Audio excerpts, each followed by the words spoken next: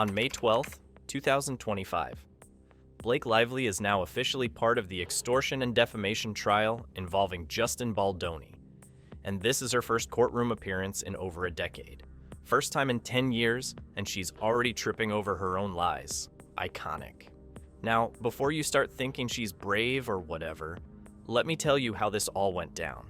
Before Blake could even set foot in the real courtroom, she had to go through something called a mock trial. What's that, you ask? It's basically Hollywood's version of test driving your own legal disaster. A mock trial is like a rehearsal. You sit in a fake courtroom with fake jurors and a fake judge, and you try to pretend your lies won't fall apart under pressure. It's supposed to help the defendant get ready, but in Blake's case, it was like watching someone rehearse a meltdown in real time. This mandatory mock trial was organized by her own legal team, supervised by a retired federal judge, no less. And it ended up being one of the most chaotic performances of her career. And I'm including Gossip Girl in that comparison, by the way. You'd think she'd ace this, right? She's an actress. She knows how to cry on cue. But no, Blake flopped harder than Green Lantern. Now here's where it gets hilarious, or tragic, depending on how much you respect your intelligence. Footage from this mock trial somehow leaked. Yep, a whole session meant to be private and confidential is now circulating among media outlets thanks to one brave, possibly underpaid paralegal who decided to do the world a favor. What's in the footage? Just several explosive admissions that make you wonder how she ever thought she could play the victim card with a straight face. And of course, things got messier real fast. A preliminary court filing just hinted that Blake might have lied under oath in earlier depositions. That's perjury, folks, and not the kind you can walk away from just by looking pretty on the courthouse steps. This isn't a paparazzi ambush, it's a federal offense. And now there's an active investigation into whether Blake's been pulling a fast one on the entire legal system. But wait, you're probably wondering what the hell she's even on trial for, right? Because this isn't just some petty celebrity catfight. No, this is real. The entire legal mess started when Justin Baldoni filed a civil lawsuit in 2024, accusing Blake of defamation, witness tampering, and obstructing contractual obligations tied to the Another Simple Favor sequel. Translation? She allegedly tried to destroy his career, manipulate the public narrative, and hijack the production behind the scenes. And she did it all with the elegance of a tabloid train wreck. Apparently, Blake orchestrated a whole PR sabotage campaign. We're talking leaked scripts, doctored set footage, and gossip so toxic it might as well have come from a burner Twitter account. It did. Investigators found over 60 internal emails sent from a shady proxy account that links right back to her team. Let that sink in. 60 emails. That's not a slip-up, that's a planned operation. Blake didn't just throw someone under the bus. She rented the bus, drove it, and then posted a selfie from the driver's seat. And just when you thought the story couldn't get more unhinged, here comes Taylor Swift. Yes, the BFF herself.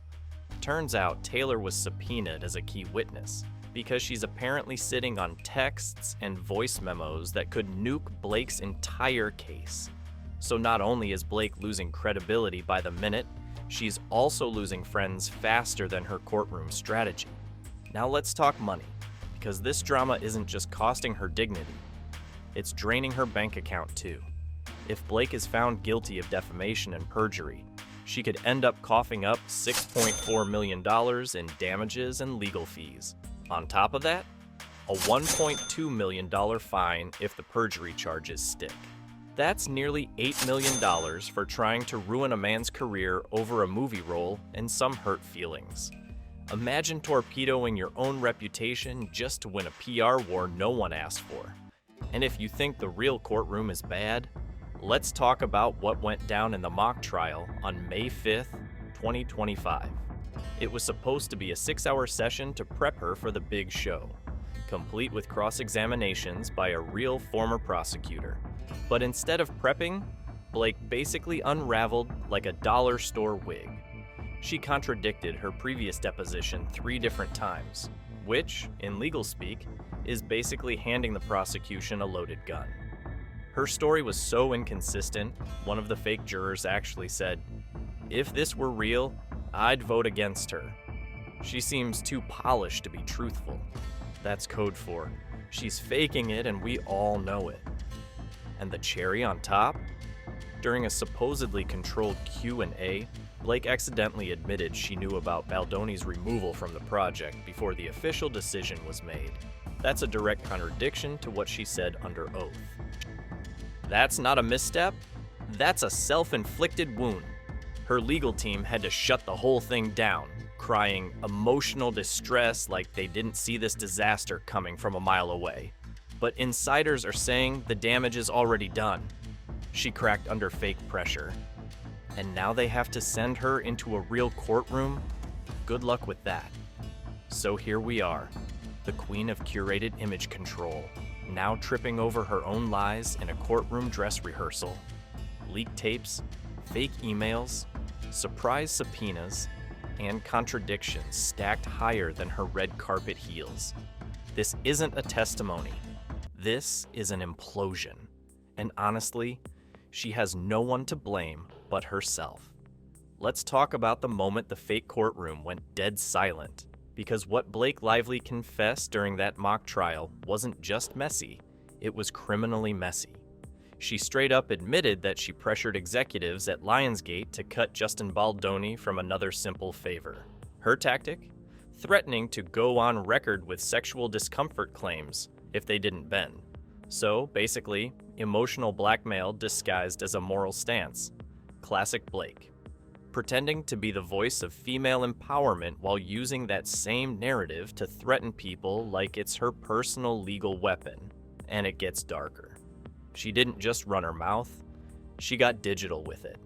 According to forensic IT experts, Blake or someone on her team actually faked at least 3 emails to make Baldoni look like a monster on set. Not awkward, not rude, straight up unprofessional, bordering on abusive. And these emails weren't just sent from her Gmail. No. They were edited on a burner laptop, a literal burner, like some second-rate spy thriller. Who does she think she is? Carrie Matheson? But the hits kept coming. She went full scorched earth and discussed sealed court documents with a third party, which, in case you didn't know, is a direct violation of a 2023 non-disclosure agreement she signed. So, she not only lied, but also broke her own legal contract. The one she probably pretended to read while sipping champagne at some charity gala. Then came the audio, the nuclear bomb moment of the mock trial. Imagine sitting there, thinking you've rehearsed enough to fake your way through this legal mess, and suddenly a 2022 voice memo of your own voice gets played in court. If he gets in the sequel, I'll make sure this story goes national. That's what Blake said to a PR agent. That's not just petty. That's premeditated. She wasn't reacting to some real trauma. She was plotting a takedown like it was a Pinterest board for revenge. Now, here's the kicker. Legal analysts, actual professionals, not gossip columnists, are saying that if even one of her statements during the mock trial contradicts what she says in the real courtroom, she could be hit with a full-on perjury investigation. That's felony territory. No more cute apology posts and Vogue cover stories. This would be actual charges, not PR fluff. But let's not forget the real motivator behind all this chaos: money. Blake's about to take a financial nosedive that even her stylist won't be able to airbrush. If she's convicted of defamation and witness tampering, she could be looking at $6.4 million in civil penalties. And that's just for starters. There's also $1.2 million in additional fines slapped on her for violating California Civil Code, Section 47. Honestly, for someone who lives like every day is an Instagram campaign, this is going to be the most expensive photo op of her life, and it's already started. Sources close to her team are whispering that she's lost 2 major endorsement deals. One of them, a $3 million beauty campaign scheduled for fall 2025. And you know Blake. She doesn't lose beauty deals. That's like her entire brand. But turns out when your brand becomes Liar and Louis Vuitton, those checks stop clearing real fast. It gets even worse. Her own production company, B for Bold, which was supposed to be her feminist empire or whatever, now has 3 deals frozen, with a total loss of around $9 million in future revenue. Apparently, boldness doesn't cover legal fraud. Even Disney, who were backing her next film, are reviewing contractual obligations. Translation? They're ghosting her faster than Ryan Reynolds did after Deadpool made more money than her last 3 films combined. You know it's serious when the mouse starts backing away slowly. And here's the nail in the coffin: insurance. If she's found to have lied during any of these proceedings, insurance companies can legally refuse to cover her liability. That means she'd have to pay everything out of pocket. So not only would she be broke, but also publicly humiliated and legally naked in the storm she started herself. And now the circus hits the press. Because when your personal brand is imploding, you might as well try to control the narrative, or at least spin it enough to look like the victim. That's exactly what Blake's team started doing. On May 10th, both TMZ and Variety reported that someone from her inner circle is probably leaking mock trial footage. Not to expose the truth, but to soften public perception, as in, please don't cancel her completely, she's still pretty. The first leak? A clip titled, "I Was Forced to Stay Silent." Classic Blake. Paint yourself as the voiceless queen fighting against the patriarchy while actively blackmailing people behind closed doors. That video, 4.2 million views in under 24 hours. Because of course, drama sells, especially when it comes gift-wrapped in designer delusion. Meanwhile, people are starting to jump ship. There's growing speculation that Taylor Swift's team is actively scrubbing photos and tweets related to Blake. One insider even called it a reputational conflict, which is just PR code for "we're not going down with this Titanic." If your bestie is deleting evidence of your friendship, you're not just guilty, you're radioactive. And speaking of distancing, let's talk about Ryan Reynolds, her husband, who might just be the most PR-savvy man alive. Documents suggest he was warned about Blake's upcoming courtroom fallout, and insiders claim he's been minimizing involvement and pausing joint ventures with her. So basically, even Deadpool doesn't want to be associated with this legal nightmare. You know it's bad when Ryan starts choosing silence over sarcasm. Blake's own lawyer, Paige Wexler, was even overheard whispering about a potential plea bargain, which means they're already preparing for more audio leaks. More receipts, more bombshells. At this point, it's like her legal strategy is, how fast can we stop this before it ruins everything? Too late. Blake Lively used to be America's sweetheart. Now she's Hollywood's cautionary tale. The falloff has been so hard, it should have come with airbags. A YouGov poll from May 11th, 2025, shows her favorability rating among 18 to 35-year-olds dropped from 74% to 46% in just 10 days. That's not a dip. That's a straight-up collapse. It's what happens when your entire brand is relatable goddess. And then boom, audio leaks reveal you're threatening to destroy someone's career over casting decisions. Turns out, people don't like being lied to by someone who sells fake vulnerability in pastel sweaters. And if you thought the internet was going to be kind, think again. On May 12th, the hashtag Blake Lied didn't just trend, it blew up to number 3 globally. Not because she got caught stealing a role or missing a line, but because she got caught engineering a takedown.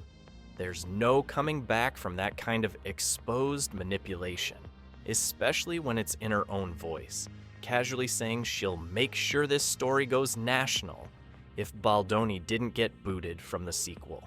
Like, who needs enemies when Blake's got a mic and a vendetta? Reddit, naturally, became a digital courtroom. Threads under r faux celebs and r pop culture conspiracies have exploded with over 12,000 comments, most of them dragging Blake into a reality check she's clearly not ready for. People are dissecting every legal move, every leaked audio, every body language tick from the mock trial, like they're prepping for the LSAT. She wanted attention? She got it. But it's not Vogue interviews and red carpet praise anymore. It's full-blown, internet-fueled public analysis with zero chill. And the public isn't just talking, they're organizing. A change.org petition demanding that Blake be removed from another simple favor. 2 has already racked up 86,000 signatures and counting. That's not a few angry fans. That's a collective public statement screaming, "We don't want her back." Imagine getting fired from a movie you tried to take over with a sabotage campaign. The irony writes itself. She wanted to run the show, and now she's being voted off the stage. Even celebrity commentators, the same ones who usually play it safe, are jumping in. Shashi Flo and Andy Signor have publicly demanded a full cross-examination of Blake's sealed communications because at this point, it's not about gossip. It's about evidence. Blake's carefully crafted image is now being treated like a crime scene, and the internet is the forensics lab. For someone who spent her career making sure every photo, every interview, every public interaction looked flawless, the collapse couldn't be more poetic. But just when it felt like it couldn't get any messier, the May 13th court bombshell dropped. A sealed motion, believed to be from Justin Baldoni's legal team, was filed. And from what insiders are whispering, it's a deal on the table. Reduced settlement if Blake agrees to turn over key evidence. Translation? They know she has receipts. And they're betting she'd rather hand them over than face total annihilation in court. And guess who's coming in hot? A surprise witness, one of Blake's former assistants, fired back in 2023. You'd think she'd treat her inner circle better, especially if they're the ones who know where the skeletons are buried. This assistant allegedly has first-hand knowledge of phone call threats Blake made to studio execs. Not speculation, not hearsay. Real, behind-the-scenes knowledge of Blake's little power plays, the kind she probably thought were private, but apparently forgot how revenge works. And it gets even better. Or worse, if you're on Team Blake. This assistant has a USB drive containing 19 audio files, and they're not lullabies. We're talking recorded sabotage discussions, threats, strategic PR damage control chats. The works. This isn't just a case of a celebrity getting caught with her foot in her mouth. This is calculated, documented manipulation that just got handed over like an evidence folder on a Netflix true crime show. Now, Judge Margaret Solis has stepped in and ordered a closed-door pretrial hearing to decide if that USB evidence is admissible. Because let's be real, if those files hit open court, Blake's public meltdown becomes a courtroom massacre. She's already spiraling in the press. She's lost fans, sponsors, and possibly her marriage. All that's left is the legal death blow. And those 19 audio files might be it. Legal blogs are already calling this mess the Hollywood trial of the decade, and honestly, they're not wrong. Forget Depp versus Heard. This is career implosion in real time.